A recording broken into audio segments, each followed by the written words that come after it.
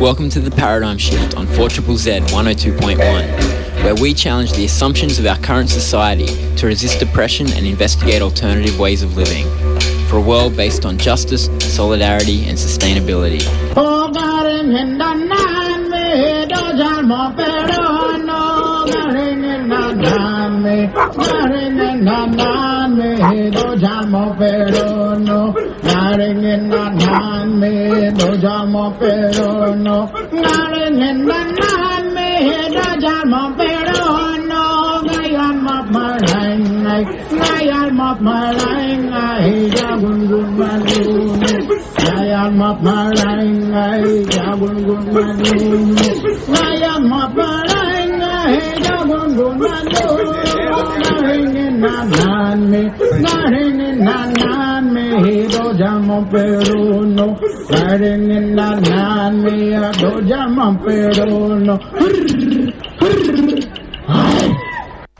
Garingandanami, welcome to the Paradigm Shift on 4ZZZ 102.1 FM.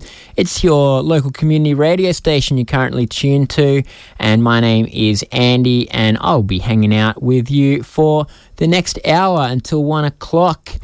And today on the show, I'm going to be talking about IMARC, the International Mining and Resources Conference that is on right now as we speak in Sydney. I've got the little PR thing on their own website here. 7,500 plus attendees, 100 plus countries, 470 exhibitors, more than 800 mining companies, more than 450 speakers on 17,000 square metres of expo floor. That's what's happening at IMARC, and they're talking about how to make a buck out of digging up stuff out of the ground. What they won't talk much about is the damage that they're doing to our environment in various ways, to our climate and to the cultures in many of the places where those things are being dug up. In fact, the democracies and government, as well as the human rights of people where those things are being dug up. And so it's up to the protesters to do that, and as such, there is a group outside the Darling Harbour Convention Centre right now in Sydney under the name Blockade IMARC. They are doing a bit of a protest and a bit of a counter-gathering to talk about what other possibilities are there for international connections beyond making money out of digging up things out of the ground. So today on the show, I'm going to talk about Jonah Shabtay, who is there at Blockade IMARC. I spoke to him just half an hour ago or so about what's going on. I'm also going to speak to Marisol Salinas, who is part of LASNet, the Latin American Solidarity Network, and also part of Blockade IMARC, about a conference. They organised a counter-conference called Life and Death, talking about resisting extractivism across borders. And I'll also speak to Anastasia Radievska, who is a lawyer in Sydney and who's going to give us a bit of a report on a new feature of IMARC this year, which is extraordinary intimidation and harassment of protesters. Some of the most incredible policing I have ever seen. In the last week or two, police have paid more than 40 visits to the houses of people who are known climate activists and have warned them that if they turn up to IMARC and protest, that they could be breaking laws and facing serious penalties. Of course, New South Wales has brought in new laws targeting protesters, as you may have heard on the Paradigm Shift a couple of weeks ago. And so that is what's been happening. And so I spoke to Anastasia, who has been keeping track of it all for legal observers in New South Wales. So stay tuned anyway. That is what's coming up. I spoke to Jonah Shabtay, who is currently outside IMARC as part of Blockade IMARC. Let's hear what Jonah has to say.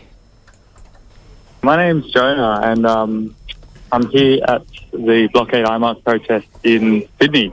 First time that the conference has come to Sydney, and here we are.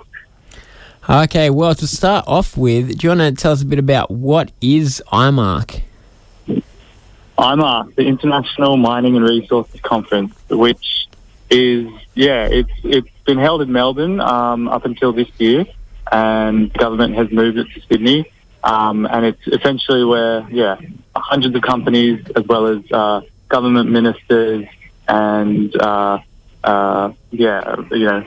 people interested in the industry come together and make deals. They come together and share their greenwashed lies. They come together and plot ways to, mine as much as they can from Australia and around the world.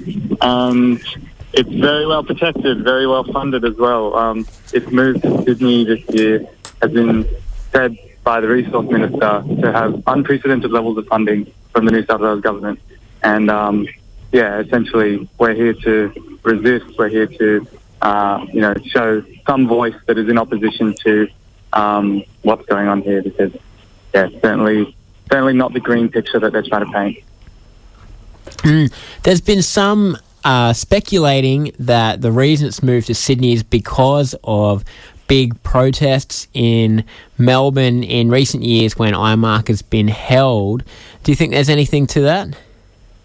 Yeah, absolutely. There was a pretty huge turnout to the protest in Melbourne, which got pretty gnarly, got pretty exciting, and this year they've moved to Sydney, which happens to come at the time where New South Wales has introduced, a fleet of new laws against protesting, particularly against blocking roads, and as well as beefed up their protest strike force guard, which was deployed this year on a number of protests. And it's pretty clear that New South Wales is becoming, or it has been for a while, a very sort of protected police state, and IMARC seems to be, a target among environmental protesters for obvious reasons. And it seems like they're offering a lot of protection, or the government's offering a lot of protection to the conference here in Sydney. And this week we've just seen that come out in full force. I mean, there's hundreds of cops here, and blocking every single major bridge and road, and they're stationed at every station, in every train station. I'm actually looking at 2 police boats in Darling Harbour right now, just, schmoozing. And, it's kind of ridiculous. The police presence there at the conference must be quite something to behold, and it certainly has been in the last couple of weeks, with police stopping in at different people's houses. We'll speak a bit more on the show with a lawyer, Anastasia, about that. But how do you think that's affected the ability for people to resist the conference? Yeah, I mean, here at the conference there's hundreds of police, and dispersed among the whole surrounds, and they've pretty much locked down the city at every train station. I was chatting to one of them, and they've pulled cops from all over the city for this event. And, as well as, heaps of detectives that have been, as you say, visiting homes and harassing people in, these preemptive strikes or whatever they want under strike force guard.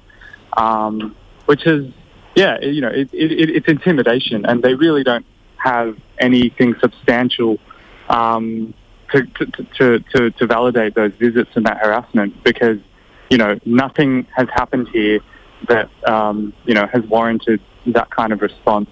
There's actually been, permissions granted to the protesters here, and, it's almost embarrassing for them, when you look at the numbers of police that they've deployed.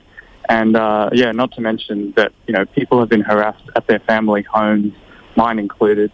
I've never been to an IMARC protest in my life until this one, and yet they, have now deemed me and a bunch of others as worthy of intimidation any time it seems that there's going to be a protest. So, but we still have seen some good numbers come out today. Considering it's the first time in Sydney, there's a good turnout, and we've got some good groups represented here. We've got Extinction Rebellion, we've got Bob Brown Foundation, who are here to talk about the Tarkine, which is being directly assaulted by one of the companies in the building, and as well as We've got the John Rebellion, we've got the Socialist Alliance, and we've got like a coalition of people sort of forming this Blockade IMARC event, which is, pretty encouraging for Sydney.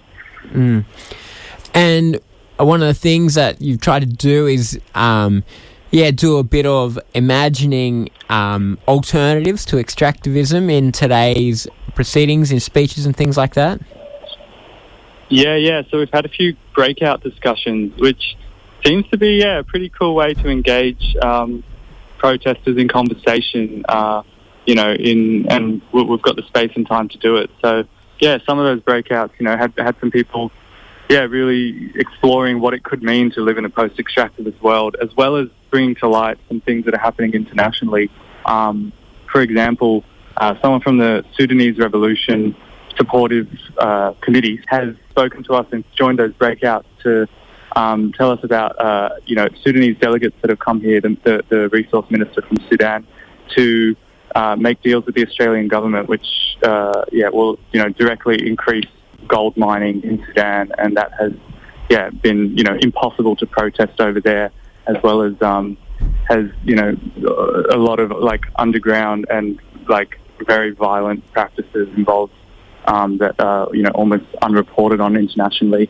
And so, it's good to have people here informing us of those things, and gives a bit of context to what's happening inside the building. And we kind of just have created a bit of an imaginative space here, with the hope of uniting people from different groups and different interests to sort of imagine beyond mining, beyond extraction. One of the things that you've mentioned already, and that's been a focus as well of the Blockade IMARC group, is the greenwashing of mining companies. Have you seen much of that? Yeah, totally. I mean, we haven't directly engaged with many people from inside the building because there's barricades around the whole conference centre, but we have seen from the agenda of the conference, as well as the companies in attendance, and news articles that have come out this week, that there's a huge focus on the transition. There's a huge focus on carbon offsetting, which, as we know, is the Australian government's really convenient way of perpetuating extraction, with a nice green guise over it. And it really has nothing substantial to it. And pretty much, all the major companies in there, Adani, BHP, MMG, who are down in the Tarkine, Fortescue Metals, who are over in the Pilbara, as well as, Hunter Valley Coal and the rest of them. Most of them are engaged in these carbon offset schemes, which the government of Australia actually offers those accreditations.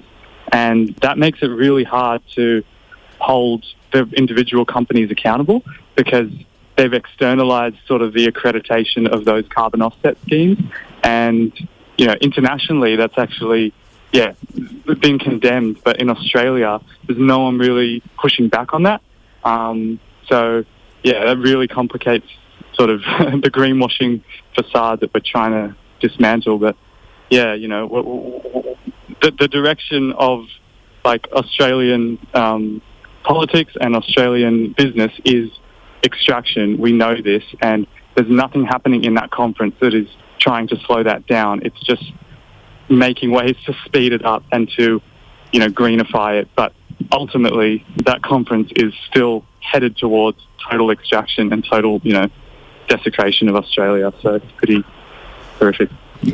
Yeah, it's amazing. These companies, they're the ones that profit in the first place off the destruction of our climate, and then they don't even pay tax, most of them, as it's come out in figures recently. But then when it comes to, climate adaptation, they just see it as another opportunity to put their hand out and get more money off the government. And that's part of the marketing of, transition and things like that, is just a way of, scamming more money for themselves. Totally, yeah, absolutely. And, we see renewable grants and renewable sort of, categorizations being given to things like, wood chip exports. And as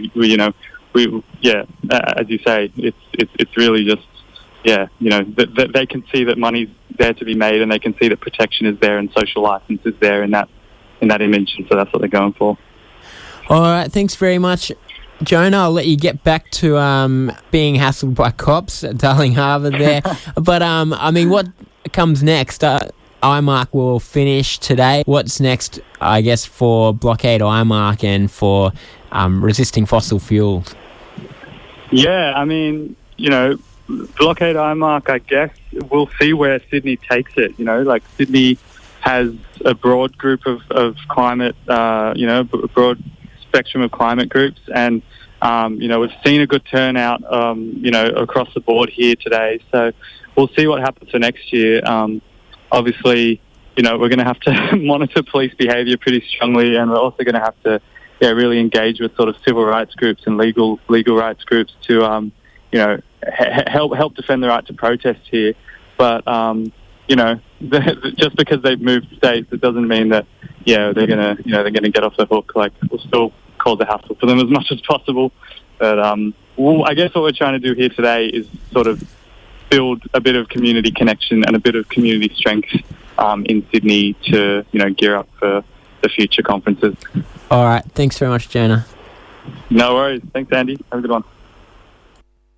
You're on 4ZZZ 102.1 FM. The Paradigm Shift is the name of the show. Many communities around the world trying to protect their water from the fossil fuel industry and other forms of mining and destructive industries as well.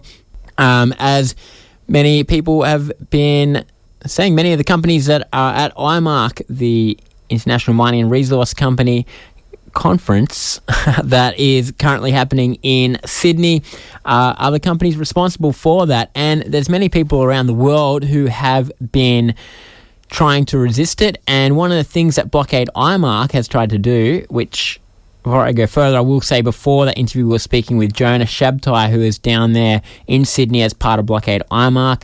But in recent years, one of the things that group has been trying to do is join together people around the world who are resisting extractivism and the destruction of our planet for the sake of the wealth of a few companies.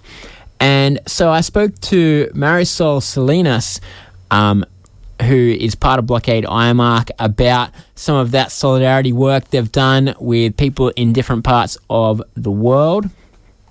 Last week they organised their own counter-conference to the IMARC, which they called Life or Death, a conference of talking about the issues of extractivism and imagining a different future. Let's have a listen to Marisol to find out more. You are part of Blockade IMARC, an organisation that over the last few years has been organising mostly in Melbourne. Can you tell us a bit about, what Blockade IMARC is and what it's done in the last few years? Well, Blockade IMARC is, as you mentioned, it's not an organization. It's a group of individuals, independent people who decided to get together to talk about IMARC and why it was important to start denouncing, this national meeting happening or international meeting happening here in Australia by them in Melbourne. Because in Latin America and in Asia Pacific, with these companies, mainly mining companies, what they are doing is horrible. So they are creating a lot of displacement of peasants, indigenous communities. They are polluting the rivers. They are destroying basically our environment. So that was one of the main reasons. These companies always come with the big lie that they are bringing jobs and prosperity to the areas where the mining is going to be, but it's totally the opposite. And no one talk about that. So that was the original idea why so many people decided to get together and start organizing. And that's been a big focus, isn't it, is joining up with international movements against mining and linking them to things happening in Australia. That's correct. This is an international movement.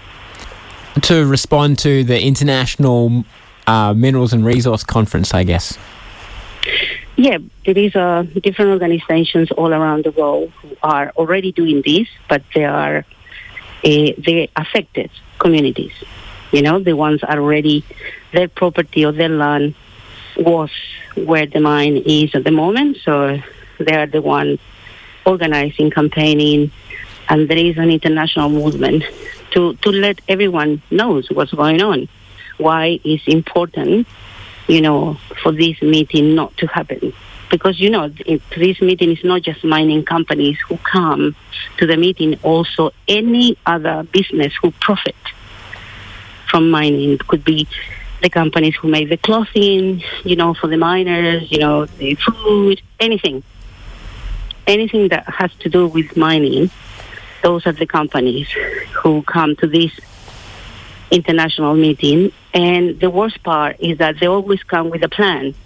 You know, all right, this is one part of Asia or Latin America. There is no mining there. We can do something about it. Let's talk to the government. Let's look into the international agreements, you know. If there is an international agreement, probably it's going to be easy for us to go in and to start a business. So it's in Latin America and in Asia Pacific, there is no strong regulations. So for these companies, it's very easy to get in and not to respond when there is environmental disasters, you know, as we have seen, you know, what happened in Brazil, what happened in Chile. Yeah, it's a totally different story when these mining companies start working in other continents. So in recent years, the IMARC conference has happened in Melbourne, and there's been a big physical presence there to resist it. Can you tell us a bit about, in recent years, what that's looked like? Look, before COVID, yeah, the actions, they were big. So, and as I mentioned before, the people from all the different ages, you know, they were coming because this is something that affects everyone. So, yeah, there were massive movements. Also, we organized conference, you know, online and also in person, where local indigenous here in Australia affected by mining, you know, also they had the opportunity to come and talk about what's happening here in Australia in their community. So I think it is a strong movement, but there is already other organizations, environmentalist organizations here in Australia, you know, highlighting issues, you know, that uranium mining or the nuclear waste, you know, is doing here in Australia. So what we did, we invite all those ones who are already doing this job to join and be part of this announcing. And this year, IMARC moved to Sydney. Some people say that they did it because of the protests that have happened in Melbourne in recent years. And it's been effective, I guess, in having less of a protest there, thanks largely to New South Wales Police. But Blockade IMARC still organised an alternative gathering, an international post-extractivism gathering. Can you tell us about that event and what happened there? Oh, we already did. We had a conference that happened. It was one day online, one day face-to-face here in Melbourne. Again, we invited all those communities affected by mining. So they were talking about their stories. You know, how many people have died of contamination, communities who don't have drinkable water anymore because of the mining. So they have to wait for the truck who comes once a week with water for them to be able to have drinkable water. So all those experiences, you know, coming from Asia Pacific, Latin America, and one particular community here in Australia. Yeah, we had that conference. It was pretty interesting, you know, the attendance and how many people wanted to know more, wanted documents, you know. So I think, yes, we will continue campaigning, denouncing, and if they move to New South Wales and that somehow will not allow us to organize as we were doing here, I'm sure that there is a lot of other organizations in New South Wales who will take the struggle. And, of course, we will be there and supporting. And we will continue here in Victoria organizing the conference, especially the online part, to make sure we still give the opportunity and voices, to the voiceless, because that's what it is, people affected in other part of the continent when there is no free media, there is no respect to the environment, where there is a conflict or a guerrilla movement, and so the government and mining companies can do whatever they want, at least they will have a voice in this online conference. People will know, and the idea is to distribute all the recordings, that we can organize so people can hear the stories and make a decision. Is that okay that I'm here having such a good life? In the meantime, other people, are suffering, and I'm responsible for that. Do I have any responsibility? So I think it's important, just to make people think. Mm. And one of the other things that Blockade IMARC has tried to do in these conferences, and I guess a bit in linking together in solidarity with people in different countries, that does it a bit in itself, but also trying to imagine a future beyond the extractive industry. Why do you think that's important? Oh, definitely. For what I already mentioned to you, we all want to live in peace, and we all want to enjoy, the beautiful fresh air, drink water. You come into your house and you have water to drink, no contamination. So, of course, we are not just protesting to denounce. This is also about making people think about that there is a better future, and definitely we are going to continue with other groups here building that new future. All right, thanks, Marisol. If people are interested in finding out more about Blockade IMARC and the conference and things like that, how can they do that? Oh, they just need to Google or, look for Blockade IMARC. They will find the webpage and information, and there is some contact details of that, contact emails where they can send an email if they want to know more and if they want to join. Because, as you said, this is a movement that is in the beginning stage. So this is just the beginning. Okay, thanks very much, Marisol. Thanks to you. Bye-bye. On the Paradigm Shift on 4ZZZ 102.1 FM. I was speaking with Marisol Salinas from Blockade IMARC about linking up internationally, making the resistance to mining industry multinational, just as the mining industry itself is multinational. And they were organising a counter-conference to the International Mining and Resources Conference last week. I did mention earlier in the show, one of the most notable things about IMARC this week is that we've seen an incredible level of police intimidation of protesters. So if you listen to Paradigm Shift a few weeks ago, and you'll find a show talking about restrictions on protest, the repression of protest in this country. Victoria and Tasmania both bringing in new anti-protest laws, and New South Wales as well. Well, New South Wales cops took it to another level in the last couple of weeks in preemptively stopping people from going to protest by turning up at people's houses, including Jonah, who we interviewed earlier in the show, and telling them all the things that might happen to them if they come to IMARC and try to do any disruptive protest. It's a pretty remarkable repression of basic civil liberties, I guess, to have police turn up at your door, but also the recognition of the importance of protest in our society for a democracy to counter the power of these big companies who make their profits off destroying our planet. We're in a climate crisis, and we need protest, right, to force change, because the free market and our governments are not doing an adequate job at reining in the destructive power of the mining industry.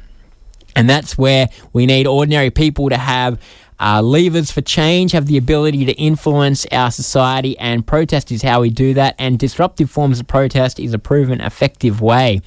So a bit of a worry then that the New South Wales government has been so keen to crush it, both Blockade Australia protests earlier this year and Blockade IMARC this week, which I'll just say now, the reason that they were so harsh on it is because police think that it's the same group organising Blockade Australia and Blockade IMARC, which is not. Blockade IMARC has existed for like 5 years and they could have figured that out with a little Google search, but instead they sent hundreds of cops out across the country to knock on people's doors and threaten them. Anyway, I spoke to Anastasia Radievska, who is a lawyer in Sydney and part of Sydney Legal Observers, about everything that's been going on. Let's have a listen.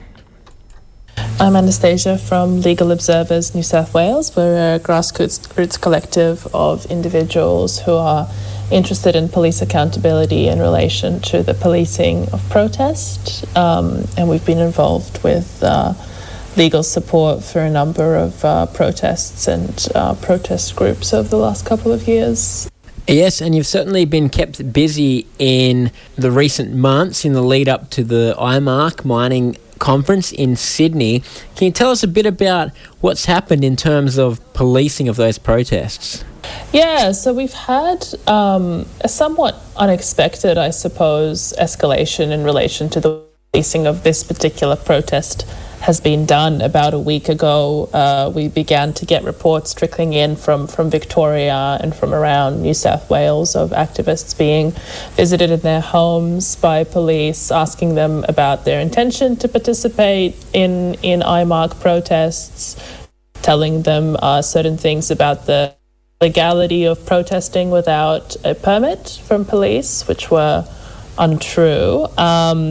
And since then, we've had about 40 people in total all over the country, from Queensland to the ACT to Victoria and New South Wales, visited. So we haven't really seen this kind of national door-knocking operation before from the police. And it's something that, since the June protests by Blockade Australia, we did have door-knocking happening within Sydney, but we haven't seen it spread out to this national scale, and with police sort of even in Queensland and Victoria telling activists about New South Wales legislation. So quite, a lot of national cooperation between the different police forces, and seeming to be quite a centrally coordinating campaign of intimidation. So it's just been police turning up at people's house, no warrant or anything, but just to tell them not to come to the protest, basically, or warn them what might happen if they do. That's right, that's been part of it. And then in the last couple of days, we've also seen a number of searches carried out on vehicles of individuals suspected to be connected to protest activity. That suspicion has often been on quite spurious grounds. We had a report of somebody today who works near the convention centre in Darling Harbour, where this conference is going to waiting to go into work, and had their bag searched by police on suspicion of being a protester, seemingly just because they were a young person in the area.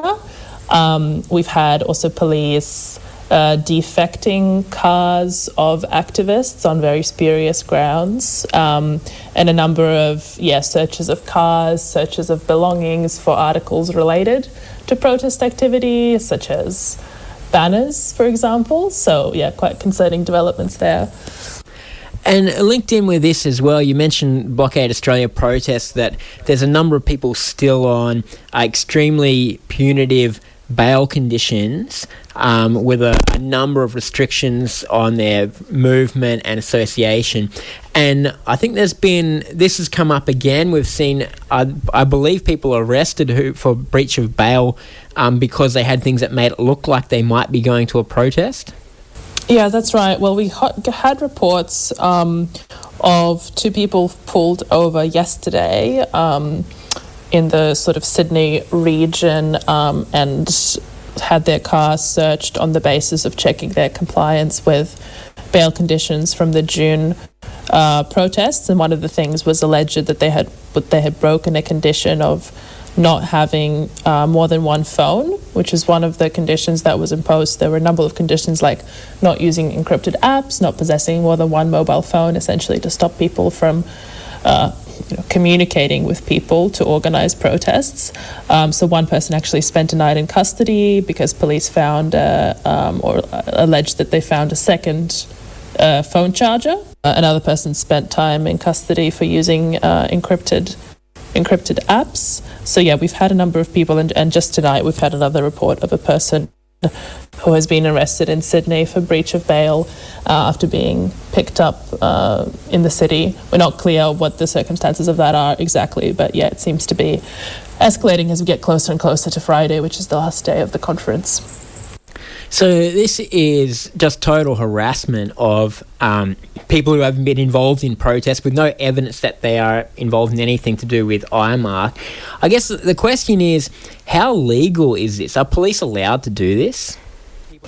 Yeah, that's a really interesting question. Unfortunately, as is often the case with policing, they have a wide scope for discretion. In relation to when they carry out searches, they are meant to have a reasonable suspicion that you have an article in your possession that you're going to use in the commission of what's called an indictable offence, so an offence punishable by more than 2 years. Under the new anti-protest laws in New South Wales, obstructing traffic during a protest or even obstructing pedestrians is punishable by 2 years or more, so could potentially fall under that definition. But in terms of the reasonable suspicion criterion, as I said earlier, police have just recently searched somebody just for being in an area and looking as if they could be a protester. So I'm not sure that meets that definition. The difficulty with a lot of this is that you have to actually bring a case to have all of these police assumptions tested. And a lot of people don't have the resources or even desire to engage with the legal system in that way. So essentially, unless there is public outcry and some push towards public accountability, many of these overreaches do go unchallenged, which is why we're working on getting more politicians to speak up about it, getting New South Wales Labor to speak up about it as well, despite having supported these laws going through Parliament. And that's part of, pushing back against police misusing their discretion in this way that does seem to be pushing the bounds of legality. It seems to be a trend in New South Wales. I remember last year the police chief Mick Fuller saying that he was going to use bizarre laws about intent to injure or kill against protesters, which is obviously, a spurious use of that law, and was thrown out in court. This year we've seen these bail conditions used, and now this. Is this a trend in New South Wales that it has been escalating? Yeah, I think it is. I think part of it is that as the climate crisis is escalating and our awareness of how far away we are from doing what we need to do on it is escalating, protest is escalating, and the state is responding to those escalations because they're aware that, this degree of dissent is dangerous, especially when, the federal Labor government is trying to sell itself as a champion of climate change. So over the last year, we have seen, new anti-protest laws, totally oversized, 25-year penalties invoked, although that, those charges were ultimately dropped by police. A lot of it seems to be an intimidation campaign, a sort of proactive making people reconsider engaging in any protests that's not kind of approved by the state or entirely within the boundaries of what the state finds acceptable. And that's part of why these visits are so concerning, because despite the police insistence that they're just information giving or community relations visits, they do have an intimidatory effect, and they're part of this ongoing escalation of the kinds of penalties that, frankly, I think most people thought that we wouldn't see in Australia. 2 years jail for obstructing a pedestrian trying to get into a railway station, for example. I mean, it doesn't sound like the kind of thing that most people would find acceptable in the community, but unfortunately that's where we've ended up right now. Well, yes, you mentioned that we are in a climate crisis, and obviously we need protests to force change to protect our planet. We also need protests as a basic democratic right, a safeguard against authoritarianism. What do we do to push back against these laws? Yeah, that's a really important question. I think part of it is revalorizing protest as a mode of democratic participation. I think the funny thing about protest is that most of the things that we consider just the most basic rights that we have been won through protest, but we don't think of them in that way because they become immediately normalized, and all the dissent that led to their institution is forgotten. You know, the 8-hour workday, voting for women, land rights for First Nations people. I think part of it has to be a reawakening of the public consciousness as to the importance of protest for the things that they enjoy in their day-to-day life and the things that they even take for granted. And I think opening up, you know, the scope for who can participate in protest and who we're reaching out to when we are protesting, using that communal language, that this is actually a communal capacity that we need to protect, that matters for all of us, I think is really important. And it's been great to see unions speaking up more about how disruptive protest is particularly important to workers' rights, and that solidarity protests are part of that, despite the attempts of the anti-protest laws to sort of divide environmental protesters from unionists and from working class protesters. So part of it is finding that shared ground of protest being a resource that we can all get behind and benefit from. And part of it is also, you know, continuing to have public outcry when these things happen, not letting them become normalized. I think it's very easy to go, oh yes, well, you know, well, this happened last month, so it's the same old story. I think it's important to continue speaking out about it, to really realizing how far away we are from where we should be in terms of democratic liberties in New South Wales and in Australia, and really putting pressure on the parties that do have the capacity to change this. Ultimately, we need to push back against this being law, the anti-protest laws in New South Wales. We need to be able to create legislative change. Engaging in some of that reformism, I think, while limited on its own, is a really important part of a broader strategy of creating the political space for broad protest participation. So I would hope that everybody who is able to engage in those campaigns in the capacity that they have, whether that's through something as simple as signing a petition or turning up to the protests that are happening in your area. Those are all important ways. Okay, thanks very much, Anastasia. Thank you, Andy.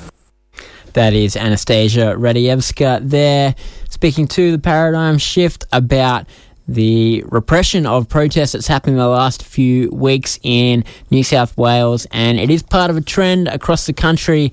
And as Anastasia points out there, it doesn't just affect the few people who get cops turning up at their house when the right to protest is under attack. It affects us all and people in the future as well, who have to inherit a society where mining companies were allowed to ride roughshod over our democratic rights to further their own profits, because that's the reality of what happens when we don't have the power to push back as ordinary people, is that those who do have the power, mining companies like those at IMARC today, who have got all kinds of politicians and public servants and things like that coming, they're giving them their spiels, they're promising all kinds of kickbacks, who knows, and it'll end up that our society is given over to people who are just in it to make a buck out of our planet. So join the protests, that's what I say. Support those people like the people who have been protesting outside IMARC today, because we need it. We are in a very dire situation environmentally, and it's only people like you and me who are going to be able to fix it, getting together and doing what we can. That's about all we have time for on The Paradigm Shift. See you next week.